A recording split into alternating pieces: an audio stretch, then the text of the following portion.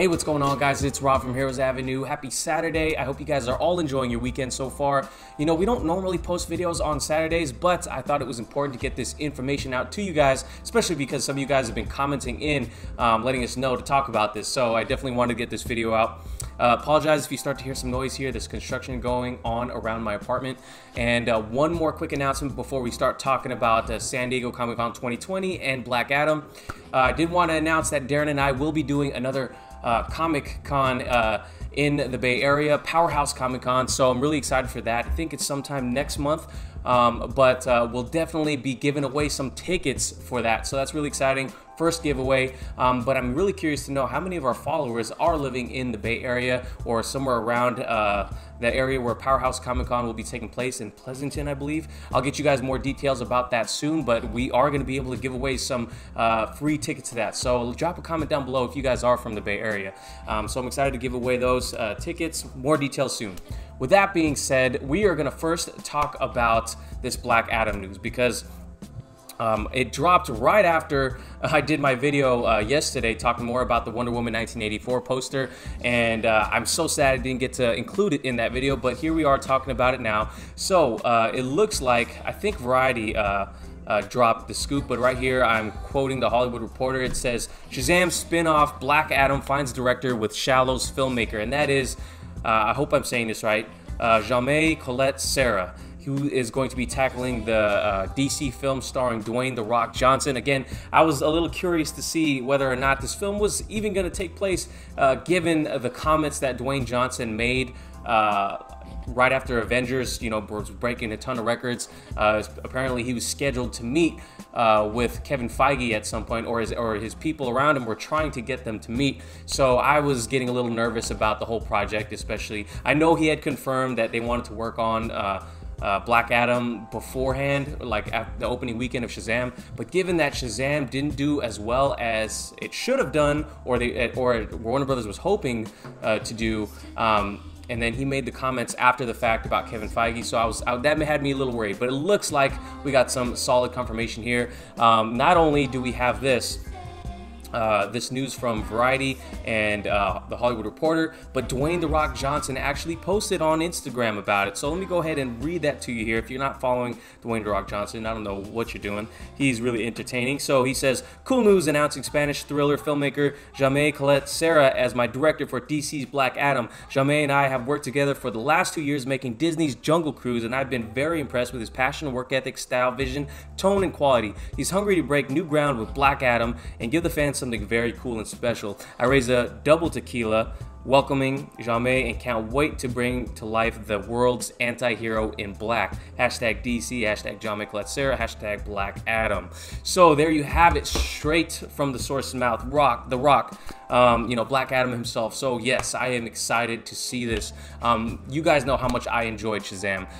There are people I know in our comment section that didn't really enjoy Shazam, and I don't understand why, because of, you know, if you want to check my Shazam review, I'm not going to review it here. Absolutely loved that movie.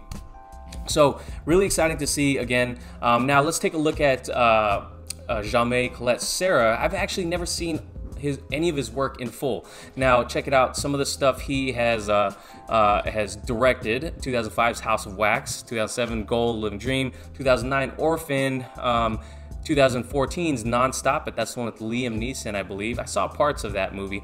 2015's Run All Night, and what he's most notable for is 2016's The Shallows, and that was the one about Blake Lively, and she was surrounded by sharks. I watched some of it. I walked in on somebody watching it. I sat down for a little bit, but because I didn't start from the beginning, I kind of lost interest. So, you know, really not sure, you know, what to expect from him and how good his movies are. To be fair, I have to be fair and say, like, I haven't really seen a lot of his movies. In like the two movies that I have seen a little bit of, Nonstop and The Shallows, I didn't even see in full. I just saw scenes from it.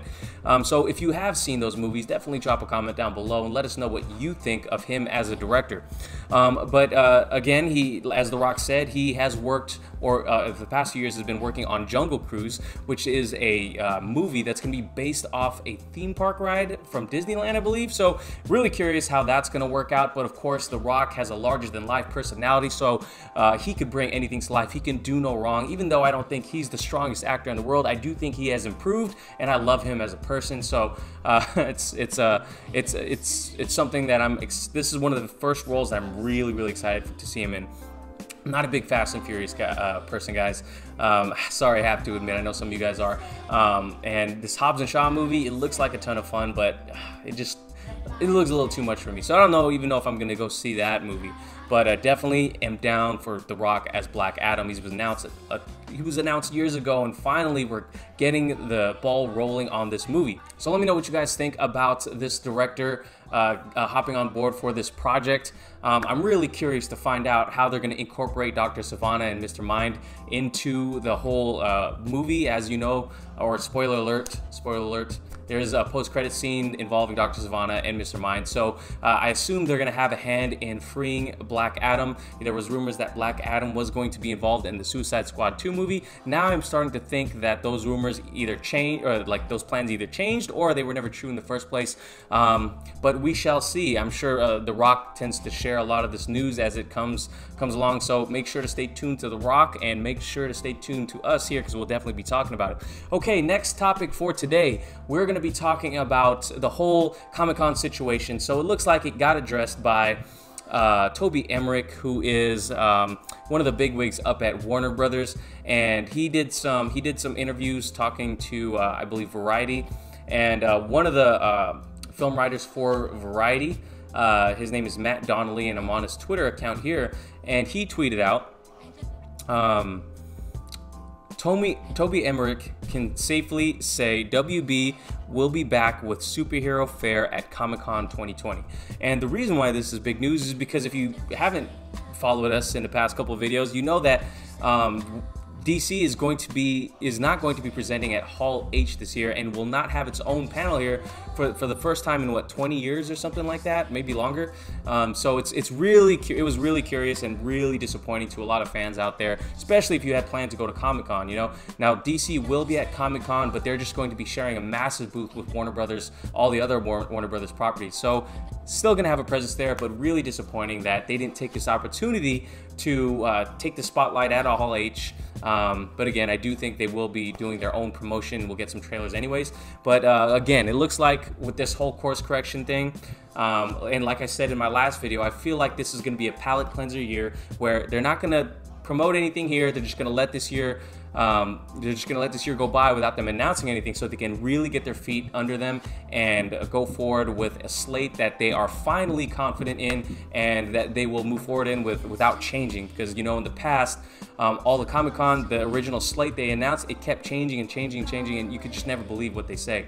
So I'm excited to see that they will be back in 2020, and hopefully I'll be making my first Comic-Con trip in 2020 as well. So let me know what you guys think about this whole situation. Does it still have you pissed off? And that's gonna be it for today. Thank you guys for watching on this Saturday video. Hope you guys are enjoying your weekend. Let me know what your thoughts are on this Black Adam topic and this whole Comic-Con issue down in the comments below. Thank you guys for watching. Please give this video a like, subscribe if you haven't already, hit the notification bell to be notified every time we drop a video. Stay tuned for the Reading the Comments video tomorrow on Sunday. Darren will be reading some of your guys' comments and responding to them, and I will catch you guys in the next video. Thanks. Peace.